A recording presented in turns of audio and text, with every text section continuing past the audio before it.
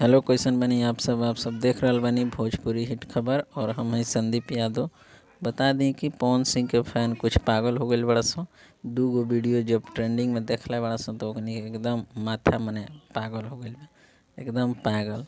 लेकिन ओकनी के ये पता नहीं है कि खेसारी लाल यादव हमेशा ट्रेंडिंग में आवत रहले और हमेशा उनकर वीडियो दूगो वीडियो ट्रेंडिंग में तो रहेला ही, और आज भी बावे ट्रेंडिंग में। जा कर के देख लसो, जौन आन्हर बड़ा सो पवन सिंह के फैन जा कर के देख सो। दूगो वीडियो अभी ट्रेंड करता है बहुत। जय जय शिव शंकर के भी वीडियो ट्रेंडिंग में करता है। एगोरी बोलबम और गाना रिलीज भइल जौन वेब कंपनी से सोना सिंह और खेसारी लाल यादव, वो वीडियो ट्रेंड करता है। जाकर देखा सो, आन्हर बड़ा सो खेसारी लाल यादव को फैन पागल ना होला सो, काहे कि खेसारी लाल यादव हमेशा ट्रेंडिंग में आवत रहले। पवन सिंह के गाना दूगो पहली बार ट्रेंडिंग में आइल बा, दूगो गाना एक साथ पहली बार ट्रेंडिंग में, यही सब पागल हो गए बड़ा सा।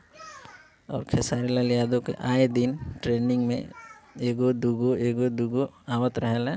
दूगो साथ दूगो तीन गो साथ में भी ट्रेंडिंग में आवत रहेला।